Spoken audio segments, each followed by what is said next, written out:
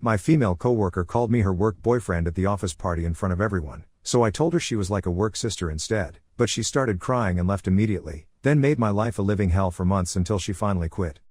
I never thought I would be writing something like this on Reddit, but here I am at 2 a.m. trying to figure out if I completely messed up or if I was right to do what I did. What happened at our office party last Friday has turned my workplace into a nightmare, and I need to know if I handled this situation correctly. Let me start with some background. I'm David, 37M, and I work for a mid-sized consulting firm that handles corporate restructuring projects. We have about 45 employees, but my department only has 8 people. The nature of our work requires us to travel frequently to client sites, sometimes for weeks at a time. We always travel in teams of 2 for safety and efficiency reasons. For the past 4 years, I've been working closely with Cynthia, 33F. She joined our company about 6 months after I did, and we quickly became the go-to team for the most challenging projects. Our boss pairs us together because we work well together and have complementary skills. I handle the financial analysis while she manages the operational assessments. Over the years, we've probably traveled to at least 50 different cities together for various projects. Cynthia is single and has been for as long as I've known her. She's mentioned a few dates here and there, but nothing serious. She's dedicated to her career and often jokes about how work is her life. I'm married to Victoria, 35F, and we've been together for 8 years, married for 5. Victoria has met Cynthia several times at company events and they get along well. Victoria has always been supportive of my work relationship with Cynthia and has never expressed any concerns about our frequent travel together. Our typical work routine when traveling involves staying at the same hotel but in separate rooms on different floors when possible. We usually meet for breakfast to go over the day's schedule, work at the client site all day, and sometimes grab dinner together to discuss our findings. During long drives between cities, we talk about everything from work to movies to family. It's always been professional and friendly. Cynthia has this habit of making jokes about my quirks. She teases me about how I always pack too much, how I insist on arriving everywhere 15 minutes early, and how I order the same sandwich at every deli we visit. I don't mind it because that's just her personality, and I give it back to her about her obsession with checking emails every 5 minutes and her collection of travel-sized everything. Our company has quarterly social events, and last Friday was our fall mixer at a local restaurant with a private room. About 20 people from our office attended. The event started at 6 p.m., and by 8 p.m., most of the senior staff had left, leaving the younger crowd to continue the party. I was planning to leave around 9 p.m. to get home to Victoria, but the conversations were good and I was enjoying myself. Cynthia had been drinking more than usual that evening. She's normally a 1 glass of wine person, but she was on her 3rd cocktail by the time the real drama started. She was sitting across from me at our table with 4 other colleagues when she started telling stories about our recent trip to Portland. She began by talking about how I had forgotten my phone charger and spent an hour searching 3 different stores before finding the right one. Everyone was laughing, and I was playing along because these kinds of stories are normal for us. Then she moved on to describing how I always wake up at 5 a.m. to use the hotel gym and come back looking like I ran a marathon. She demonstrated my supposedly exhausted face, which got more laughs. The mood was light and everyone was enjoying the stories. I shared a few of my own about how Cynthia once packed 4 different hair straighteners for a 3-day trip and how she always claims the hotel room temperature is either Arctic or tropical with no middle ground. We were all having a good time. But then Cynthia stood up from her chair and walked around the table to where I was sitting. She put her hands on my shoulders and announced to the table that she had something important to say. The conversation stopped and everyone was looking at us. She said that despite all my annoying habits, I was the best work partner she could ask for and that she was lucky to have me as her work boyfriend. The words work boyfriend hit me like a truck. I've always hated that term because I think it's inappropriate and disrespectful to actual relationships. When you're married, there should only be one person who gets to use any variation of the word boyfriend or husband to describe you, and that's your spouse. But Cynthia wasn't done. She bent down and hugged me while I was still sitting in my chair. It wasn't a quick friendly hug. She held on for what felt like forever, with her arms wrapped tightly around my neck and her face pressed against the side of my head. I could smell her perfume mixed with alcohol, and I became very aware that everyone at the table was staring at us. After about 10 seconds, which felt much longer, I gently took her arms and removed them from around my neck. I stood up and said that Cynthia was a great colleague and that I thought of her more like a work sister, which was why we got along so well and could tease each other without any problems. I was trying to redirect the conversation and make it clear that our relationship was purely platonic and familial. The effect was immediate and not what I expected. Cynthia's face changed completely. She looked like I had slapped her. She stepped back from me and stared for a moment before quickly gathering her purse and jacket. She mumbled something about needing to get home and left the restaurant without saying goodbye to anyone else. The table went quiet for a few seconds before one of our colleagues tried to change the subject by asking about the upcoming holiday schedule. But the damage was done. The party atmosphere was gone, and people started leaving shortly after. I stayed for another 20 minutes trying to act normal, but I kept thinking about the look on Cynthia's face when I said work sister. I drove home wondering if I had handled the situation badly. When I got there, Victoria was already in bed reading. I sat down and told her what had happened. She put her book down and asked me to repeat the part about work boyfriend. When I did, she made a face and said she didn't like that term either. She asked if Cynthia had ever shown signs of having romantic feelings for me, and I honestly told her I had never noticed anything like that. Victoria said she thought I had handled it appropriately by redirecting to work sister, but she was concerned about Cynthia's reaction. She wondered if Cynthia had been harboring feelings that I hadn't picked up on. We talked for about an hour, and Victoria made it clear that she trusted me but was now going to be more aware of my interactions with Cynthia. The weekend passed without any contact from Cynthia, which was unusual because we typically exchange a few work-related texts or emails even on weekends. I started to worry that I had damaged our working relationship over what might have been an innocent comment influenced by alcohol. Monday morning arrived, and I got to the office early as usual. Cynthia was already at her desk, which surprised me because she's normally a coffee shop stop first person. I walked over to say good morning, but she didn't look up from her computer. I said her name, and she glanced at me briefly before looking back at her screen and saying she was busy. Throughout the morning, I noticed that Cynthia was avoiding eye contact with me and didn't participate in our usual banter during team meetings. When our boss assigned us to review a proposal together, Cynthia said she would handle it independently and didn't need my input. This was completely out of character because we always collaborate on everything. By lunchtime, it was obvious to everyone in the office that something was wrong between us. Our colleague Marcus asked me if Cynthia and I had gotten into an argument because the tension was affecting the whole team's dynamic. I told him we had a small misunderstanding that would blow over soon, but I wasn't sure I believed it myself. The breaking point came Tuesday afternoon. Cynthia knocked on my office door and asked if she could speak with me privately. She closed the door behind her and sat down across from my desk. Her posture was stiff, and she looked like she hadn't slept well. She started by saying that she had been thinking about Friday night and that she needed to address what happened. She said she was humiliated by my response to her work boyfriend comment and that I had made her look foolish in front of our colleagues. She claimed that everyone now thought she was some desperate woman chasing after a married man, which wasn't the case at all. I tried to explain that I hadn't intended to embarrass her and that I was just uncomfortable with the work boyfriend terminology because of my marriage. I told her that I valued our professional relationship and didn't want any misunderstandings to affect our work. But Cynthia wasn't interested in my explanation. She said that calling someone your work boyfriend or work girlfriend was completely normal in professional settings and that it simply meant you had a close working relationship with someone. She accused me of making it weird by bringing up marriage and family terms like work sister. Then she said something that really bothered me. She claimed that she knew me better than most people in my life because of all the time we spent traveling together. She said she had seen me in all kinds of situations and moods, and that created a special bond between us that was different from my other relationships. She emphasized that she had been working with me longer than I had been married to Victoria, so our connection was deeper and more established. I stopped her there and told her that was exactly the kind of thinking that made me uncomfortable with the work boyfriend label. I explained that no matter how long we had worked together or how well we knew each other professionally, it could never compare to the relationship I had with my wife. I said that suggesting otherwise was inappropriate and disrespectful to my marriage. Cynthia's response was to accuse me of overreacting and being too sensitive about innocent workplace terminology. She said that if I couldn't handle normal professional relationships, maybe I wasn't mature enough to work in collaborative environments. She stood up and said she hoped I could get over my insecurities because our projects were too important to be derailed by my personal issues. After she left my office, I sat there trying to process what had just happened. Cynthia had not only defended her work boyfriend comment but had actually doubled down on it by claiming our professional relationship was somehow more significant than my marriage. That evening, I told Victoria about the conversation, and she was not happy. Victoria said that Cynthia was clearly crossing boundaries and that I needed to be more firm about maintaining professional limits. She pointed out that Cynthia's claim about knowing me better because of work history was a huge red flag and suggested that Cynthia might have developed feelings that went beyond professional collaboration. Now I'm stuck in this situation where my work partner of 4 years seems to think our relationship is something more than it actually is, and I don't know how to fix it without making things worse. We have 3 major projects coming up that require travel, and I can't avoid working with Cynthia without explaining the whole situation to our boss.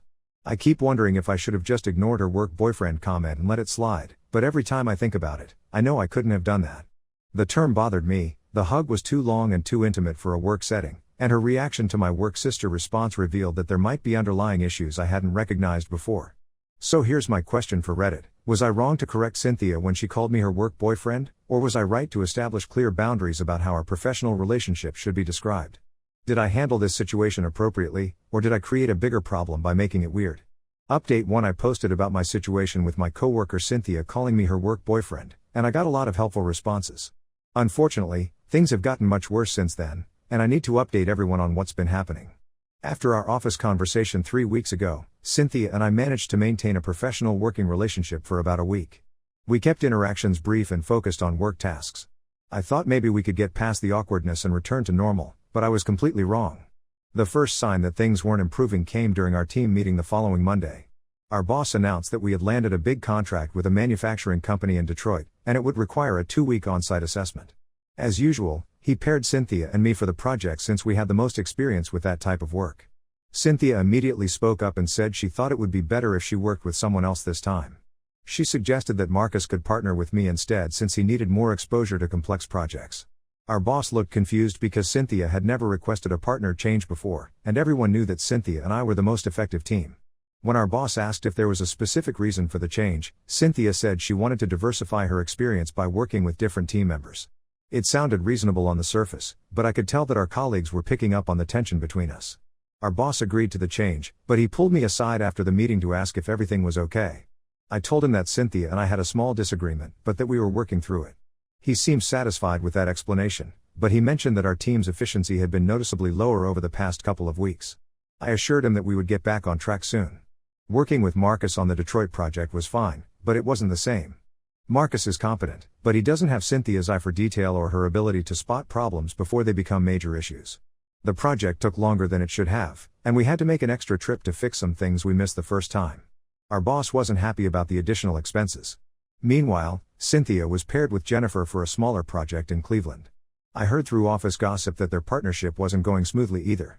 Jennifer mentioned to another colleague that Cynthia seemed distracted and wasn't contributing her usual level of insight. It was clear that the situation was affecting Cynthia's work performance as well as mine. The real problem started about 2 weeks ago when I was working late one evening. Most people had gone home, but I stayed to finish a report that was due the next morning. Cynthia came by my office around 7 p.m. and asked if we could talk. She said she had been thinking about our situation and wanted to clear the air. I invited her to sit down, hoping that we could finally resolve whatever was bothering her. But instead of apologizing or trying to move forward, Cynthia brought up the work boyfriend issue again. She said she had been talking to friends outside of work about what happened, and they all agreed that I had overreacted to an innocent comment. She claimed that her friends told her that work spouse terminology was common in professional environments and that I was being unreasonably sensitive about it. She said that one of her friends even suggested that I might have been projecting my own inappropriate feelings onto the situation, which was why I reacted so strongly. That accusation really bothered me. I told Cynthia that suggesting I had inappropriate feelings was completely wrong and unfair. I explained again that my objection was based on respect for my marriage, not on any hidden feelings about our working relationship. But Cynthia kept pushing. She said that if I truly saw our relationship as purely professional, I wouldn't have been bothered by a harmless term that everyone else understood was just workplace slang. She claimed that my strong reaction indicated that I was aware of some underlying attraction that I was trying to deny. I stood up and told her that this conversation was inappropriate and needed to end. I said that we needed to focus on work and stop analyzing our personal dynamics. But Cynthia wasn't finished. She said that she had always thought there was something special about our partnership and that she wasn't imagining the connection between us. She mentioned specific moments from our travels together that she interpreted as signs of mutual attraction. She brought up times when we had extended conversations during long drives, moments when we had laughed together at inside jokes, and occasions when we had worked late into the evening solving complex problems. She said these experiences had created a bond that went beyond normal professional relationships. I was shocked by her interpretation of these completely normal work interactions. I told her that everything she was describing was standard professional collaboration and that she was reading romantic meaning into situations that had none. I said that if she couldn't maintain appropriate professional boundaries, we needed to involve our supervisor in finding a solution. Cynthia's response was to accuse me of threatening her job because I couldn't handle honest conversation about workplace relationships. She said I was being manipulative by bringing up supervisors and HR when all she was doing was trying to communicate openly about our partnership. The conversation ended with Cynthia storming out of my office, but not before she said something that really concerned me. She told me that I couldn't just pretend there was nothing between us and that eventually I would have to acknowledge what was really going on. She said she wasn't going to let me dismiss 4 years of partnership just because I was scared of admitting the truth. That night, I told Victoria everything that had happened. Victoria was furious, not at me but at Cynthia's behavior. She said that Cynthia was clearly crossing professional boundaries and that her accusations about my feelings were a form of harassment. Victoria suggested that I needed to document these conversations and consider reporting the situation to HR. But I was hesitant to involve HR because I knew it would make the situation much worse and could potentially damage both our careers. I also wasn't sure how to explain the situation without it sounding like a personal conflict rather than a professional issue. Things came to a head last week when we had our monthly department social event.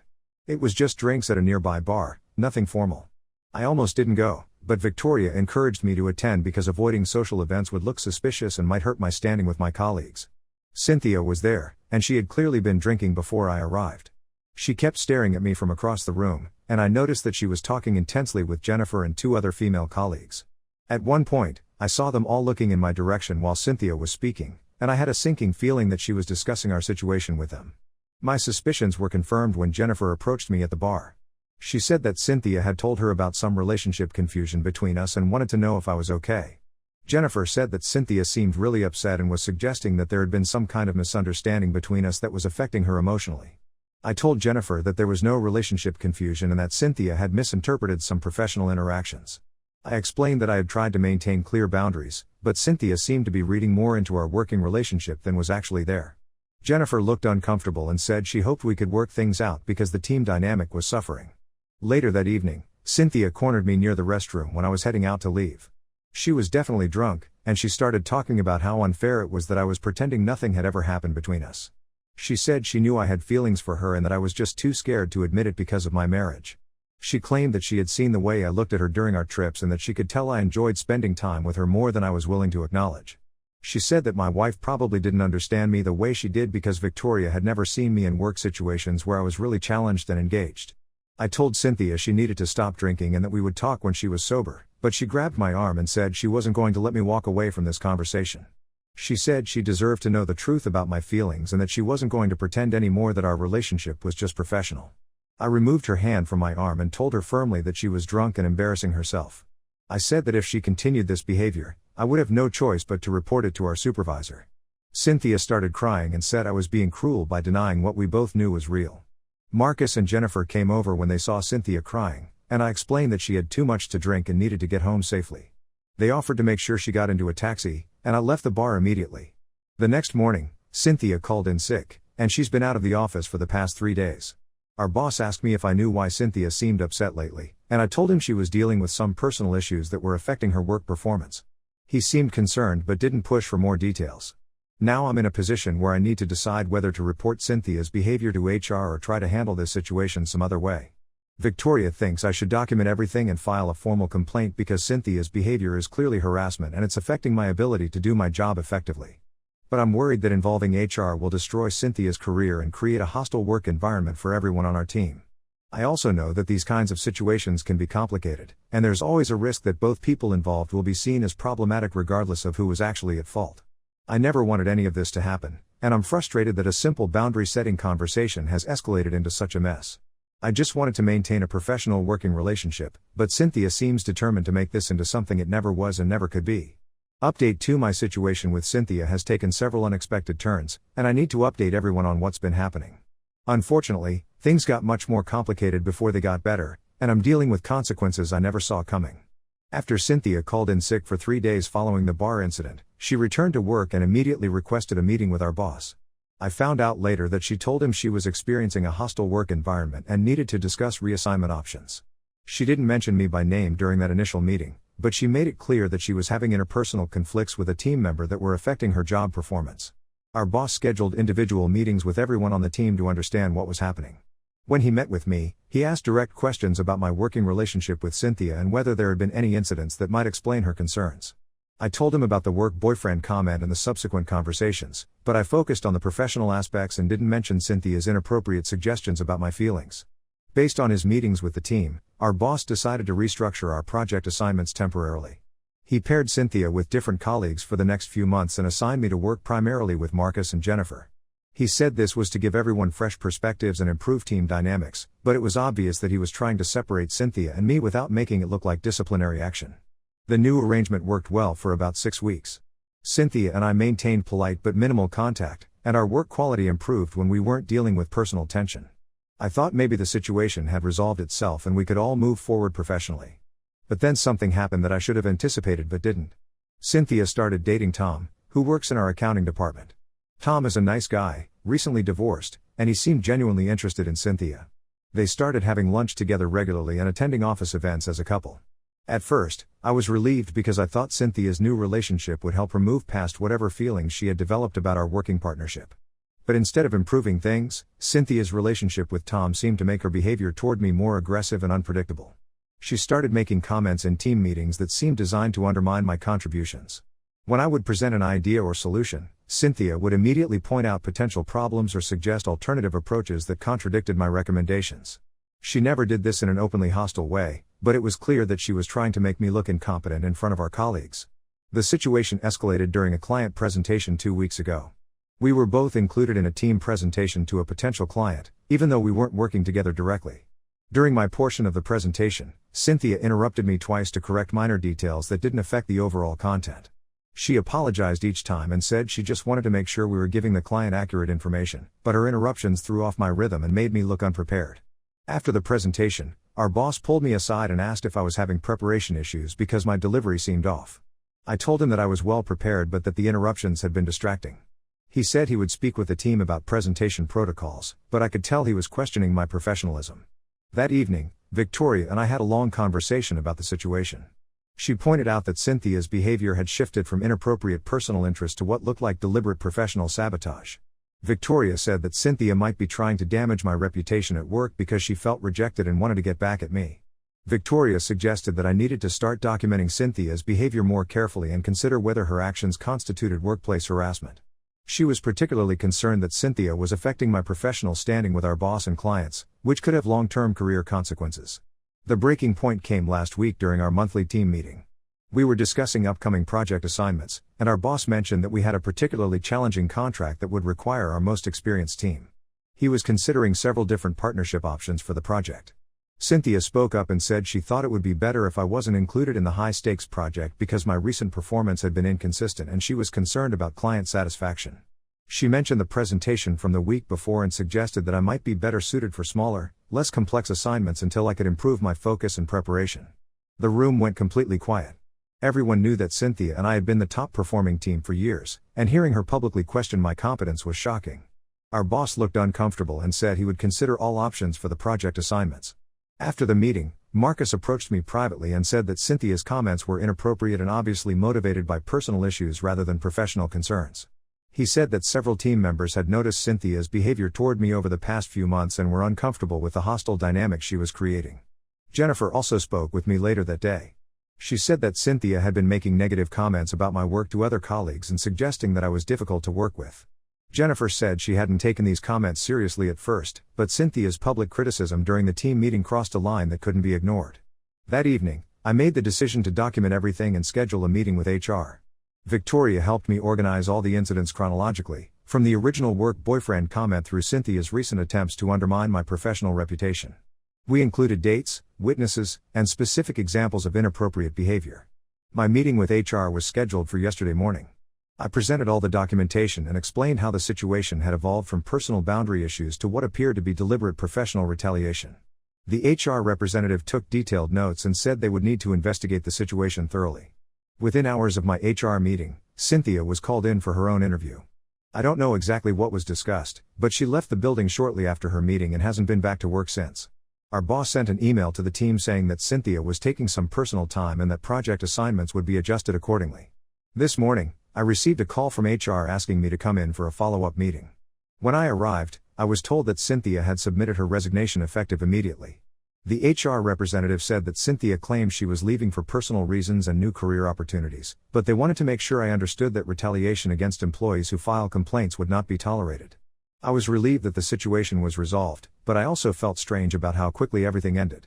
4 years of working partnership had dissolved completely, and Cynthia had chosen to leave rather than address her behavior or try to repair the professional relationship.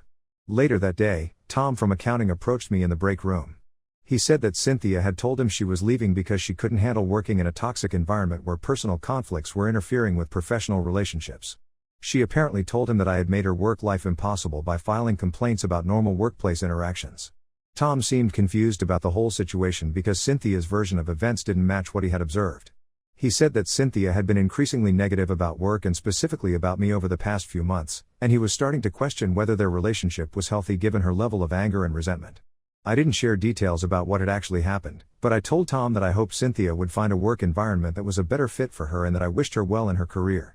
Tom nodded, but I could tell he was processing some realizations about Cynthia's behavior and motivations. Our boss held a team meeting this afternoon to address Cynthia's departure and discuss project reassignments. He said that Cynthia had decided to pursue other opportunities and that we should focus on maintaining our high standards of professional collaboration and client service. He didn't mention the HR investigation or any of the interpersonal issues that had led to this outcome. The team seemed relieved to have the tension resolved, even though Cynthia's departure created additional workload for everyone. Marcus volunteered to take on some of Cynthia's responsibilities, and Jennifer offered to help with client communications during the transition period. Tonight, Victoria and I talked about how the situation had finally ended. She said she was proud of me for documenting everything and going through proper channels rather than letting Cynthia's behavior continue to escalate.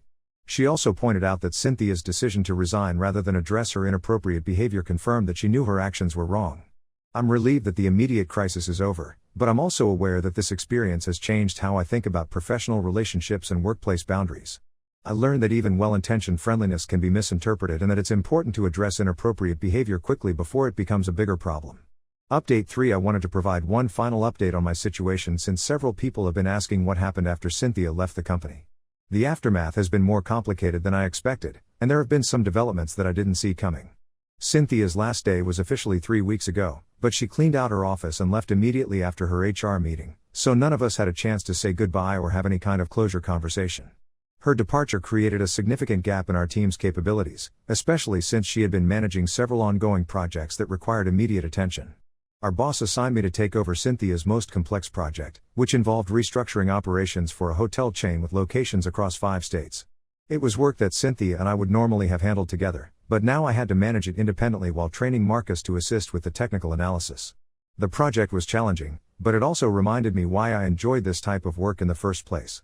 Without the personal tension and workplace drama, I could focus completely on delivering quality results for our clients. The hotel chain project was completed successfully last week, and the client specifically complimented our team's professionalism and expertise. However, dealing with Cynthia's departure wasn't as simple as reassigning her work.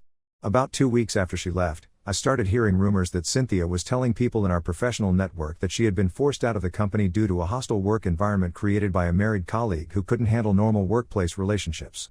These rumors reached me through Jennifer, who heard them from a contact at another consulting firm where Cynthia had apparently interviewed for a position.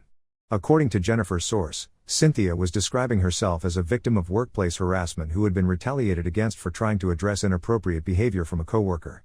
I was concerned about how these false narratives might affect my reputation in our industry, especially since consulting is a small field where most senior professionals know each other.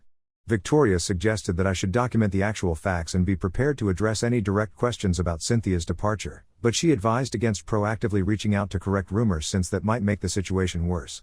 The rumor issue resolved itself in an unexpected way. Tom from accounting, who had been dating Cynthia, reached out to me privately last week. He said that Cynthia had continued to display increasingly erratic behavior after leaving our company, including making inconsistent statements about why she had resigned and what had happened between us. Tom told me that Cynthia had initially claimed she left because of new career opportunities, but then she started telling people that she had been discriminated against and harassed. When Tom asked her for specific details about the harassment, her explanations didn't make sense and kept changing depending on who she was talking to. According to Tom, Cynthia had also been making concerning comments about me personally, including suggestions that I had been stalking her or monitoring her activities outside of work. These claims were obviously false and seemed to indicate that Cynthia was having difficulty processing the end of our professional relationship in a healthy way. Tom said he had ended their relationship because Cynthia's anger and fixation on our workplace situation was affecting every aspect of her life.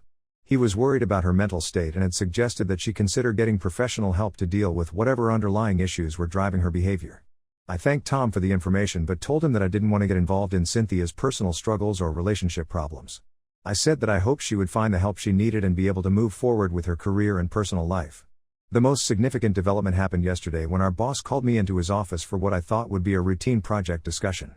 Instead, he told me that he had received several calls from other companies asking about Cynthia's work history and the circumstances of her departure. Apparently, Cynthia had been interviewing for senior positions at competitor firms and was using our company as a reference. However, she had also been telling potential employers that she left due to workplace harassment, which prompted them to call our boss directly to get clarification about any legal or HR issues they should know about. Our boss said that he had been providing factual information about Cynthia's work performance and the dates of her employment, but he was not discussing the specific circumstances of her resignation due to company policy. However, he wanted me to know that these inquiries were happening in case they affected my professional relationships in any way. He also told me that HR had advised him to document these reference calls in case Cynthia tried to make any legal claims about her departure or the circumstances leading up to it. He assured me that the company was confident that all proper procedures had been followed and that my complaint had been handled appropriately.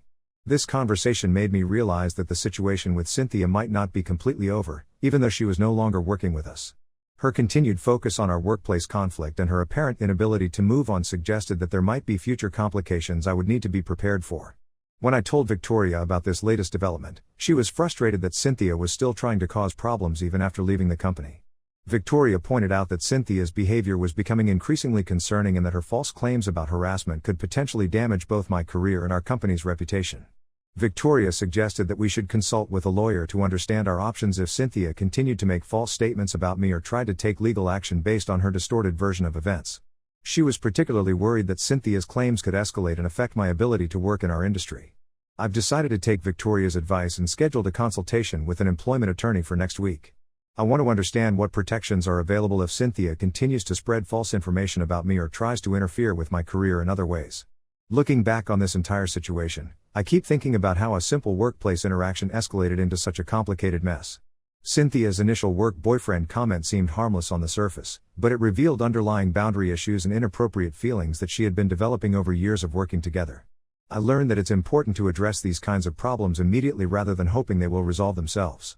I also realized that maintaining professional boundaries isn't just about being polite or following company policies, it's about protecting yourself and your colleagues from situations that can become destructive for everyone involved. My relationship with Victoria has actually gotten stronger through this experience because we communicated openly about what was happening and supported each other through a difficult situation. Victoria never questioned my version of events or suggested that I had done anything to encourage Cynthia's behavior, which meant a lot to me during some very stressful weeks. The team at work has also improved now that the personal drama and tension are gone. We're working more efficiently, and the atmosphere is more positive and collaborative. Marcus has stepped up to take on additional responsibilities, and Jennifer has become a valuable partner for complex projects. I'm hoping that Cynthia will eventually get the help she needs and be able to move forward with her life and career in a healthy way. But I've also learned that I can't control her choices or her behavior, and I need to focus on protecting myself and my family from any further complications she might try to create. For now, things are stable and I'm optimistic about the future. I plan to continue being cautious about professional relationships and maintaining clear boundaries, but I'm not going to let this experience make me paranoid or antisocial at work. The important thing is that I handled the situation appropriately and that my marriage and career are both stronger as a result.